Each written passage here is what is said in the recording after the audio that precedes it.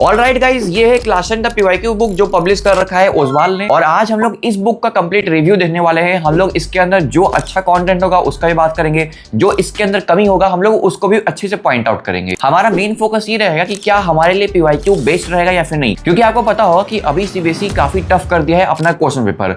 तो जो ये पीवाईक्यू बुक है इसके अंदर तो प्रीवियस 10 ईयर के क्वेश्चन दे रखे हैं। तो भाई क्वेश्चन तो अभी टफ हुआ है, कॉम्पिटेंसी बेस्ड क्वेश्चन तो अब आना स्टार्ट हुए हैं। तो मैं 2017 का क्वेश्चन पेपर सॉल्व करके करूंगा क्या? तो जितना भी क्वेश्चन आपके मन में आ सकता है ना, वो मैं सभी क्वेश्चन का आंसर इसी वीडियो के अंदर कर दूंगा, ठीक है। और साथ में इस बुक के अंदर आपको टोटल 4 सब्जेक्ट का कंटेंट देखने को मिल जाता है, SST, math, science and English. तो ऐसा बिल्कुल मत सोचना कि मैं सिर्फ एसएसटी का कंटेंट दिखा के ये वीडियो खत्म कर दूंगा। इस वीडियो के अंदर आपको इन चारों सब्जेक्ट का कंटेंट देखने को मिल जाएगा, ठीक है। और इस वीडियो को स्टार्ट करने से पहले मैं आपको बता देता हूं कि इस वीडियो के एंड में आपको इस बुक को परचेस करने के टाइम एक्स्ट्रा डिस्काउंट दिलवाऊंगा। जितना ज्यादा हो सके उतना ज्यादा मैं आपको डिस्काउंट दिलवाऊंगा, ठीक है। तो चलिए इस वीडियो को शुरू करते हैं। तो ये अपना फ्रंट इंटरफेस देखोगे तो यहाँ पे 2027 एग्जाम के लिए बनाया गया है, यानी कि लेटेस्ट एडिशन बुक है ये। टोटल 4 मेन सब्जेक्ट यहाँ पे दे रखा है, SST, mathematics standard, science and English language and literature. इसके अंदर आपको 2017 से 26 तक के पीवाईक्यूज देने को मिल जाएंगे, यानी कि 10 ईयर पीवाईक्यूज हैं इसके अंदर। बाकी इसके अंदर आपको ओजवाल एआई भी मिल जाएगा। बाकी इसके अंदर आ गया अपना पहले कंटेंट सेक्शन, फिर ये आ गया अपना ट्रेंड एनालिसिस सेक्शन, जो मेरा तो काफी फेवरेट सेक्शन है। क्यों? क्योंकि यहाँ पे चैप्टर वाइज वेटेज बता रखा है, वो भी पिछले 3 सालों का। जैसे यहाँ पे 2024 से 26 तक का है। जैसे बात कर लेते हैं चैप्टर 1 का, तो यहाँ पे 2024 में इस चैप्टर से बोर्ड एग्जाम में 5 मार्क्स के क्वेश्चन आए हुए थे।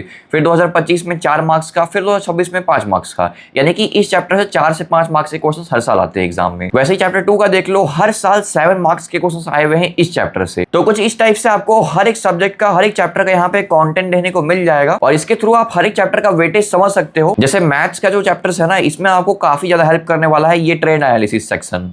बाकी इसके बाद आ गया अपना ओजवाल एआई। फिर इसके बाद यहाँ से स्टार्ट होता है अपना इस साल यानी कि 2026 का बोर्ड एग्जाम का क्वेश्चन पेपर। अब यहाँ पे एक बहुत बड़ा ट्विस्ट पता है क्या है? इसके अंदर आपको Delhi set and outside Delhi set के भी क्वेश्चन पेपर दे रखे हैं। जैसे ये पूरा क्वेश्चन पेपर देखोगे आप, तो ये कौन सा सेट है पता है? इनसाइड दिल्ली सेट 1 का पेपर है ये। यानी कि इसके अंदर सिर्फ आपको ईयर वाइज सिर्फ एक सेट का क्वेश्चन पेपर देने को नहीं मिलने वाला है, सेट वाइज क्वेश्चन पेपर दिया हुआ है इसमें। देखो पिक्चर बेस्ड क्वेश्चन भी बिल्कुल नीट एंड क्लीन है, और साथ में यहाँ पे मैप वर्क देख लो, ये भी बिल्कुल क्लियर है। और इसके जस्ट बाद आ गया अपना इनसाइड दिल्ली सेट 2 का क्वेश्चन पेपर। फिर ये आ गया इनसाइड दिल्ली सेट 3, और इसके जस्ट बाद यहाँ से आउटसाइड दिल्ली सेट 1 का पेपर स्टार्ट हो गया। अब यहाँ पे बच्चों का सबसे बड़ा कंफ्यूजन ये रहता है कि इनसाइड दिल्ली का जो सेट 3 है ये, इसमें बस इतना 5, 6, 8 क्वेश्चन दे रखा है। लेकिन वहीं जो इनसाइड दिल्ली सेट 1 का पेपर था, ये देख लो इसमें कितना पेज में क्वेश्चन दे रखा है, मतलब पूरा क्वेश्चन तो इसमें डाल ही दिया है। तो आखिर ऐसा क्यों है कि इनसाइड दिल्ली सेट 1 में इतना क्वेश्चन है पूरा, और यहाँ सेट 2 और सेट 3 में इतना कम क्वेश्चन है? तो इसके पीछे का लॉजिक ये है कि ऑलरेडी सेट 1 में बहुत सारे ऐसे क्वेश्चन हैं जो आपको सेट 2 एंड सेट 3 में दे रखे थे, इसलिए यहाँ पे सेट 1 का कितना कंटेंट दिया हुआ है, लेकिन सेट 2 एंड सेट 3 में उतना कंटेंट नहीं है। बाकी आउटसाइड दिल्ली सेट 1 यहाँ से स्टार्ट हो गया। यहाँ पे मेन कंटेंट क्वेश्चन देख लो, यहाँ पे काफी नीट एंड क्लीन दे रखा है। बाकी लेवल ऑफ क्वेश्चन तो आप भी जानते हो, ऑब्वियसली बढ़िया रहेगा, क्योंकि यही क्वेश्चन आपके बोर्ड एग्जाम में आए हुए हैं। अब सेम इसमें आपको सेट 2 और सेट 3 का पेपर काफी छोटा दिख रहा है। रीजन ये है कि इसके अंदर सेम यही सारे क्वेश्चन थे, इसलिए यहाँ पे दे नहीं रखा है वो सब क्वेश्चन। तो यहाँ तक हमने पहले तो यहाँ पे इनसाइड दिल्ली का सेट 3 देख लिया था, और इसके बाद हमने आउटसाइड दिल्ली का भी 3 सेट का क्वेश्चन पेपर देख लिया। यानी कि इस बुक के अंदर आपको हर एक ईयर का 6 सेट का क्वेश्चन पेपर देखने को मिल जाएगा। यानी कि इस तरह से 2026 का 6 क्वेश्चन पेपर, 25 का भी 6, 24 का भी 6। तो इस टाइप से तो यहाँ पे subject wise total 60 question paper दिया हुआ है इसमें, है ना। बाकी इन सभी का अगर आप सॉल्यूशन का बात करेंगे तो यहाँ पे जस्ट इसके बाद दे रखा है यहाँ पे आंसर। यहाँ पे मुझे सबसे अच्छा चीज ये लगता है कि यहाँ पे आपको हर एक मल्टीपल चॉइस क्वेश्चन का यहाँ पे करेक्ट ऑप्शन तो दे ही रखा है,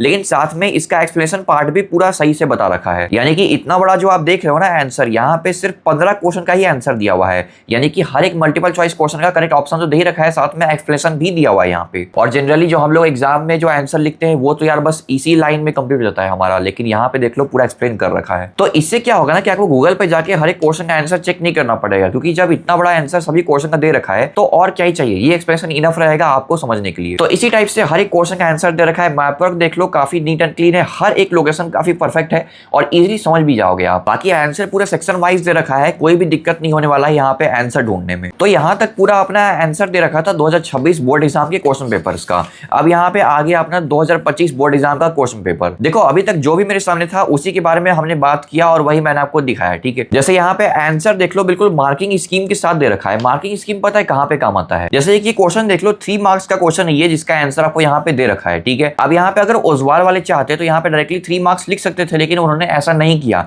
यहाँ पे जितना भी आंसर है पार्ट वाइज यहाँ पे मार्क्स दिया हुआ है। जैसे इतने आंसर का यहाँ पे 1 मार्क्स मिला हुआ है, फिर इसके बाद एग्जाम्पल का आपको अलग से 1 मार्क्स मिला हुआ है, साथ में एक्सप्लेनेशन का और एक्स्ट्रा 1 मार्क्स मिला हुआ है, तब जाके टोटल 3 मार्क्स बना है इसका। और इसी टाइप से आपको हर एक क्वेश्चन का आंसर में देने को मिल जाएगा। तो जो ये मार्किंग स्कीम है ना, इससे आपको पता है कैसे मदद मिलेगा। आप हर एक क्वेश्चन का जब आंसर लिखोगे ना, तब आप एग्जामिनर पॉइंट ऑफ व्यू से भी सोचोगे कि जो मेरा कॉपी चेक करेगा तो वो इतने आंसर का कितना मार्क्स मुझे देगा, यहाँ पे आप ऑटोमेटिकली समझ जाओगे, ठीक है। कुछ इस टाइप से आपको बाकी सभी ईयर्स के पेपर रहने को मिल जाएंगे। यहाँ पे हर एक पेपर सेट वाइज है, ऐसा मत समझना कि सिर्फ शुरू के पेपर में है। जैसे अभी देख लो 2018 का सोशल साइंस का पेपर है ये, ठीक है। यहाँ पे भी देख लो दिल्ली सेट 1 का यहाँ पे क्वेश्चन पेपर दे रखा है, कोड भी दे रखा है ताकि आप चेक भी कर सकते हो। मेन बात तो यहाँ पे मैप वर्क है, बिल्कुल नीट एंड क्लीन दिया हुआ है, जो सभी बुक्स में नहीं दिया हुआ होता है। बेसिकली एग्जामिनर आपका मार्क्स पता है कहाँ पे कट करता है, ये जो मैप वर्क होता है ना, इसका लोकेशन में कट होता है आपका मार्क्स। तो अगर इस बुक के आंसर में आपको बिल्कुल एक्यूरेट लोकेशन यहाँ पे प्रेजेंट करेगा, तो इसके वजह से जो आप मिस्टेक करते थे ना, वो भी आप नहीं करोगे और सही से सीख जाओगे। बाकी ये आ गया अपना आखिरी क्वेश्चन पेपर सोशल साइंस का, जो है 2017 का क्वेश्चन पेपर। ये भी बिल्कुल set wise and code wise यहाँ पे दे रखा है मार्किंग स्कीम के साथ। फिर यहाँ से स्टार्ट होता है अपना साइंस का कंटेंट। तो इसके अंदर भी आपको बिल्कुल सेम सोशल साइंस की तरह ही सेट वाइज क्वेश्चन पेपर रहने को मिल जाएंगे। एक बात ये भी है कि इस साल का जो क्वेश्चन पेपर था ना, वो थोड़ा टफ था। तो इसके अंदर जितने भी 2026 के सेट्स दे रखे हैं ना, सेट वाइज क्वेश्चन पेपर, वो टफेस्ट ही दे रखे हैं। ऐसा मत समझना कि इजी वाले डाल दिए हैं। ये लोग रिसर्च करते हैं हर साल का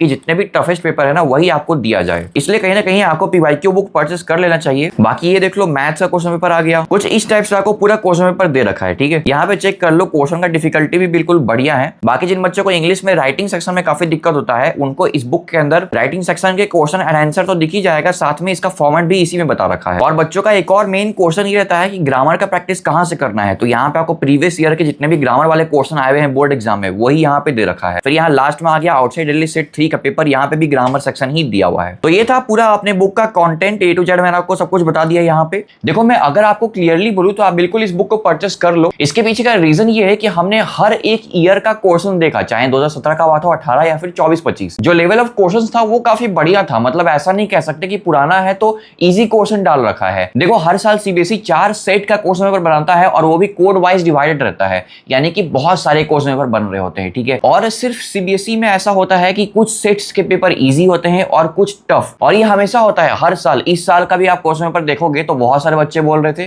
कि हमारे सेट में पेपर टफ है लेकिन बाकी में इजी आ गया। तो हर एक ईयर का जितना भी टफेस्ट सेट का क्वेश्चन पेपर है वो निकाल के ओजवाल वाले इस बुक के अंदर डाले हुए हैं, ठीक है। तो अल्टीमेटली अगर आप इस बुक को पूरा सॉल्व कर लेते हो, हर एक सब्जेक्ट में आपको टोटल 60 क्वेश्चन पेपर दे रखा है, तो वो इनफ है, मोर देन इनफ है आपके लिए 95% से एबव स्कोर करने के लिए। सिर्फ ये अकेला बुक अगर आप परचेस करके सॉल्व कर लेते हो पूरा, बस शर्त ये है कि आपका पूरा चैप्टर पढ़ा हुआ होना चाहिए। हर एक क्वेश्चन आप ईमानदारी से सॉल्व करें, आंसर देख करके ना सॉल्व करें, और पूरा क्वेश्चन सॉल्व करें।